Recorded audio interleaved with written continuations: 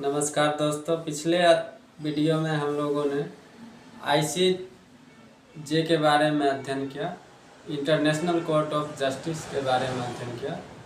और हमने देखा कि इंटरनेशनल कोर्ट ऑफ जस्टिस जो है दोस्तों, वो दो देशों के बीच का विवाद को सुलझाता है, यानी कि और ये सहमति पर आधारित है दोस्तों। लेकिन आईसीसी जो है, इंटरनेशनल क्रिमिनल कोर्ट जो है दोस्तों, ये उसके अलग है। ये व्यक्तियों पर मुकदमा चलाता है दोस्तों, और ऐसे व्यक्तियों पर जो युद्ध अपराध किया हो, नरसंहार किया हो, या फिर मानवता के खिलाफ अपराध किया हो, या आक्रामकता का अपराध किया हो, यानी कि अवैध हमला, किसी देश पर बिना कारण का हमला कर देना अवैध हमला कहलाता है दोस्तों।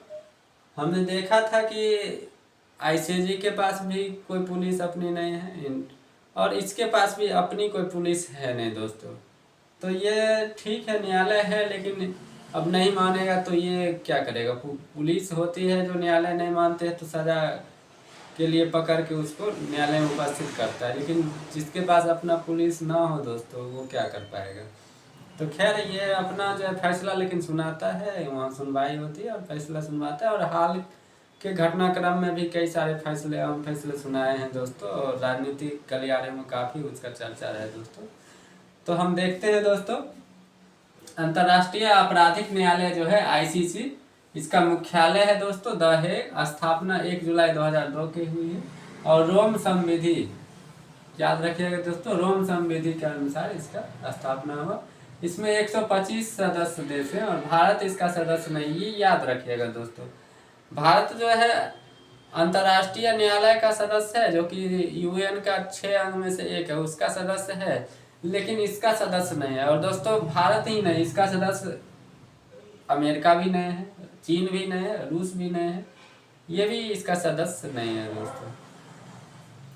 दोस्तों। हम देखे थे जो आईसीजे का जो अध्यक्ष है अंतर्राष्ट्रीय न्यायालय का, न्यायाधीश यूजी इवासावा जो थे, वो भी जापान के थे, और ये भी जापान का है।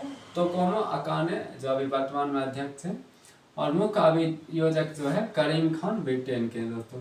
सुनवाई केवल व्यक्तियों के लिए होता है, और कब, जब उस देश की अपनी अदालत जो है वो असमर्थ हो जाता है या अनिच्छुक हो जाता है। मतलब वो जो अदालत है उस देश की, वो असमर्थ हो गया। अब किस मामले में सुनाया जाएगा, तो जेनोसाइड के मामले में, नरसंहार के मामले, मानवता के खिलाफ अपराध, युद्ध अपराध, वार क्राइम जिसको बोलते हैं, और आक्रामकता का अपराध, एग्रेशन, अवैध हमला, किसी दूसरे पर जो है अवैध हमला के लिए ये सुनाया जाएगा दोस्तों।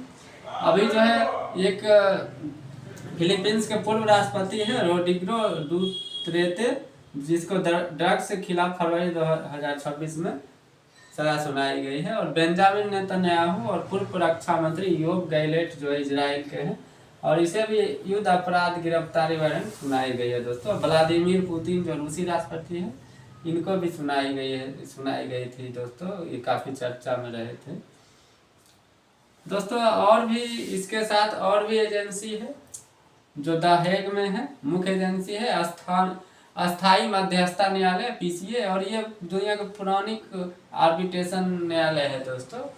आर्बिट्रेशन का मतलब होता है जहाँ दो देश या कंपनी भी बोला गया, निजी कंपनी, तो सहमति से वहाँ जाए, अपना मामला लेकर और सुनवाई करे, उसको आर्बिट्रेशन बोलते हैं दोस्तों।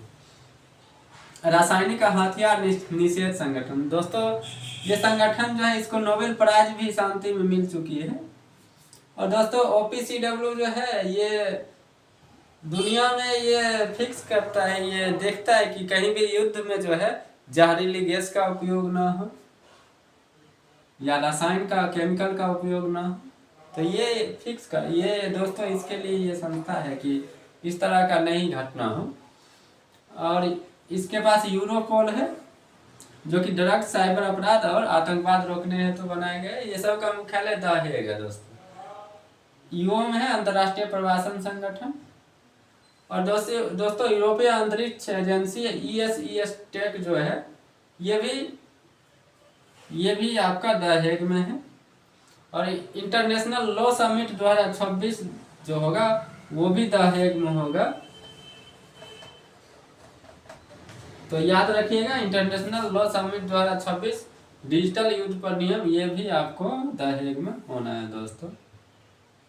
अब अगले वीडियो में बने रहे दोस्तों मेरे साथ, और हम अगले वीडियो में अब वो सारी घटनाक्रम बताएंगे कि किस तरह डच यात्री जो है अपने देश से निकलकर और दुनिया के विभिन्न देशों और द्वीपों पर कब्जा जमाया और वहाँ के लोगों को गुलाम बनाया, मारा, कत्ल किया, बर्बाद किया और अपना सत्ता कायम किया दोस्तों। और उस टाइम दोस्तों देखिए, जो डच का जो वहाँ का राजा थे या शासक थे, उन्होंने बजाबचा इस चीज़ को कानूनी मान्यता दी, इस सारे कार्य को करने के लिए, किसी को लूटने के, किसी को बंदी बनाने की और किसी पर हमला करने के, दास बनाने के। तो दोस्तों इसलिए कहा जाता है कि कानून जो है वो आंधी होती है। कानून अपने आप में कुछ नहीं है, वो बनाने वालों पर निर्भर करती है। इसलिए तो दोस्तों हमारे संविधान में ये व्यवस्था की गई है कि कोई भी कानून बनेगा वो मूल अधिकार के खिलाफ नहीं बन सकता, या संविधान की जो मूल स्ट्रक्चर है, मूल आत्मा है, उसके विपरीत नहीं बन सकता। और उसके लिए ये न्यायालय को पावर दिया गया है कि न्यायालय इस बात की समीक्षा करे कि ऐसा कोई कानून ना बन जाए जो कि व्यक्तियों के मूल अधिकार का ही हनन हो, या संविधान का जो मूल आत्मा है, जो स्ट्रक्चर है, उसी को पलट दे। तो ये बहुत ही सुंदर व्यवस्था जो है हमारे संविधान में दी गई है। उस टाइम के जो संविधान निर्माताओं ने यह आशंका जरूर जताई होगी और उनको रही होगी कि आने वाले समय में कानून तो अपने आप में कुछ है नहीं दोस्तों, वो तो बनाने वालों पर निर्भर करता है कि बनाने वाला यदि सही होगा तो कानून सही बनेगा, और बनाने वाला यदि गलत होगा तो गलत कानून बनाएगा। फिर उसका पालन करें। न्यायालय तो का काम है कानून का पालन करवाना। न्यायालय का ये काम है कि कानून पालन हो रहा है कि नहीं। न्यायालय खुद कानून नहीं बना पाती है, क्योंकि वो बनाने के लिए वो भी संसद पर निर्भर करती है।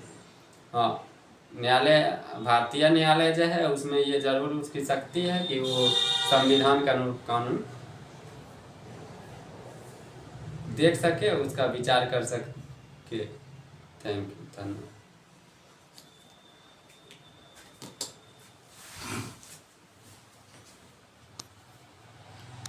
नींबू दूध में ज्यादा